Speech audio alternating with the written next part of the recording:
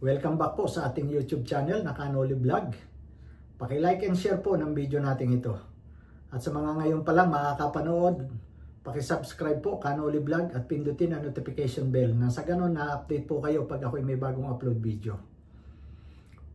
At tayo po ay gagawa ng isang maiksing reaksyon. Susundan po natin yung live ko kanina. Sapagkat ako'y may mga nabanggit doon dahil po may nababasa ako ng mga komento ng mga Joynatics doon o yung mga nanonood kanina sa aking live. At bago po natin yung pag-usapan ay shoutout po muna kay Kuya Bal Santos Matubang, kay Ate Edna Vlog, kay Kalinga Prab at kay Ma'am Jack. So ito nga po, kanina po sa ating live ay ayun, binabasa natin yung mga comments ng marami doon na nanonood sa ating live at may nababanggit sila ro na may isang nag-live ika tapos bigla yung kanyang live ay na-hide na, hindi na po makita. Parang may issue na naman yata, no? May binabalik na namang issue at ako nga po wala ring alam at nanguhula na lang. At isip ko nga baka si Joy na naman ang sinisiraan. Hindi natin alam kung sino yung taong iyon na nag-live at bigla daw ini-hide yung kanyang live na yun, yung kanyang video na yun, So talaga nag-iisip ako doon kung ano ba ang issue na yun. At ayun nga, bagamat nung huli sinabi na po, may malakas ang loob na sinabi kung sino yung Kalinga partners natin doon na nag-live at ayun, binanggit doon na matapang na sinabi yung pangalan. At ano po ba napag-usapan doon? Sapagkat nakarating din naman sa akin yung ibang video clip about doon sa live na yun. At yun nga po, sa aking kaninang live nabanggit ko na baka ito ay paninira na naman kay Joy Diwata. So doon po ay medyo wala naman Meron nabanggit meron namang nabanggit ang pangalan niya pero hindi naman po nakakasira ng husto para kay Joy Diwata, Kumbaga hindi naman po kasiraan. Kaya mga Joynatics diyan, kalma tayo, wala po nabanggit na ikakasira doon ni Joy Diwata. Bagamat dito po doon sa live na 'yon ay nabanggit ang ating pangalan. Nabanggit ang ating pangalan dahil na rin doon sa isang taga-suporta niya, viewer niya na nagko-comment doon. Ito po si Thea Villamor.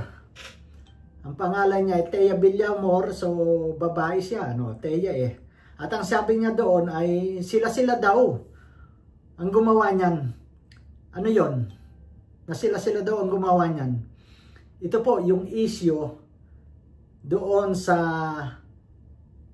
gumawa ng fake account na ang pangalan ay Jenny Oco. Legit na account yun, baka pinaltan lang niya ng pangalan na Jenny Oco. At ang picture din po ay kinuha rin yung picture ni Jenny Oco. So dahil gustong manira, gustong siraan ng Team Brooks, yun doon naman talaga ang punto noon. Dahil ito nga, napag-usapan na namin yan nung isang araw sa live ko Yun din talaga. Pero binanggit din niya doon ng Joynatics na kay mga tanga. Kaya lahat. Kaya nga sabi ko, samba ito talaga ang kakampi, Sinabihan niya mga tanga ang Joynatics at sinisiraan niya ang parang Team Brooks doon, At ang masama nito, yung taong ito na nananira na yan, na gumamit ng identity ni Jenny Oco, ay naka-jacket, naka-jacket sa akin live sapagkat yun ang kumalat sa screenshot. Kaya nasabi nitong si Thea Villamor ay sila rin ikayan. Nakalimutan daw tanggalin yung jacket. Para daw umingay yung ating channel na naman. Yung ating live. Naku naman. Hindi po ako ganon. Ma'am Thea Villamor, hindi po ako ganon na gagawa ng isang kwento para lang may masiraan na kapwa natin. Pagpasensyahan nyo po. Kung ganon po kayo na nagagawa nyo yon, huwag nyo po akong igaya.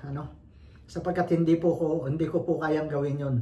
Lalo na po gagamitin ang social media para lang makapanira ng isang tao. Sabi ko nga sa inyo, minsan siguro may nasasabi ako na hindi maganda, na pangit, pero yung magsalita ako para siraan ng isang tao ay hindi, malabo po kung gawin yon sapagkat tayo ay nasa social media, marami po nakakapanood.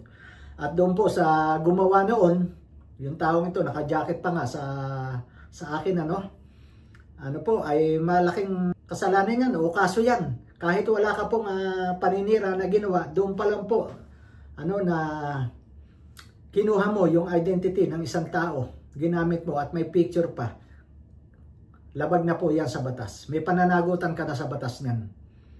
Kaya mag-iingat po kayo dyan. Lahat ng mga Joinatics na gumagawa, may galit kayo kung kanino man o sa iba, mga nanonood, may galit kayo.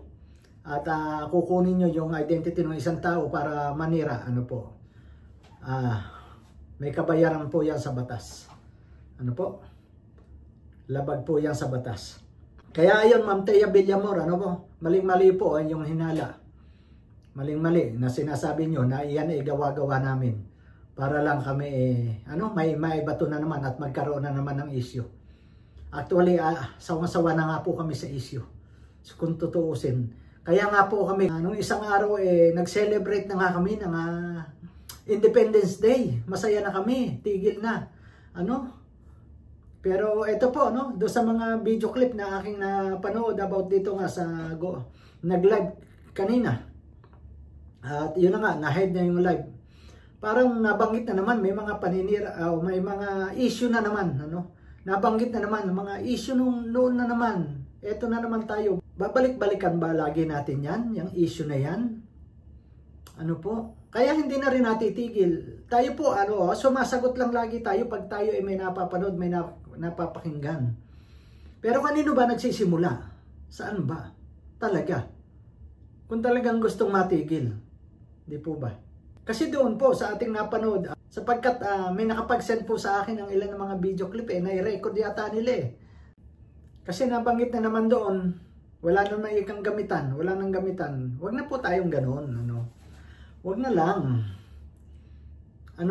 Kasi lahat ng tao na andyan nagpakahirap, lahat, di ba, nagmarathon, lahat, yung mga tao na, halimbawa, meron ako doong kakilala, hindi naman siya bibili noong pagkain na binibenta, binibigay din.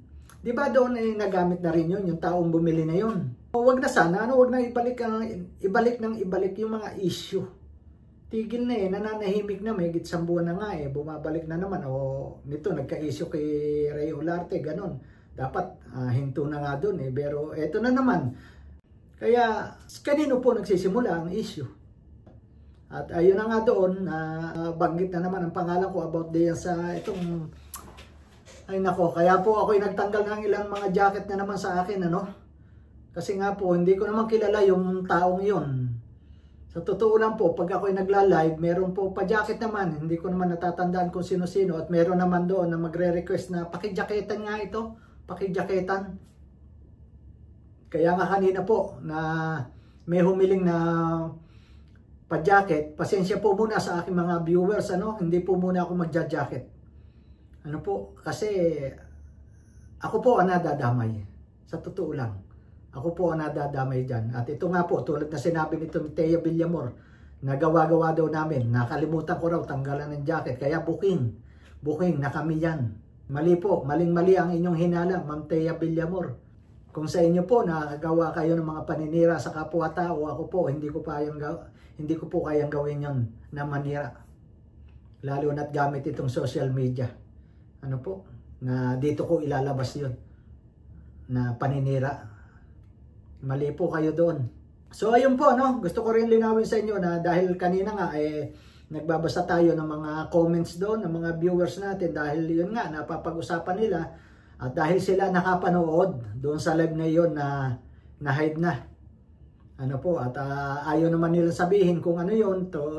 So ako, nanguhula lang, baka ako ito paninira na naman kay Joy Diwata. So ako talaga nalalambot kung ito totoo, kung may paninira man. So wala naman po talagang paninira kay Joy Diwata. Yun nga lang po, meron na namang parang binabalik na naman yung issue. May pinipilit siya na yun nga, yung dati. Alam nyo na po yun. Kung ano yung dating issue. Gusto malinis. Wala, pagka ganyan, babalik-balikan natin ang issue, hindi talaga matitigil.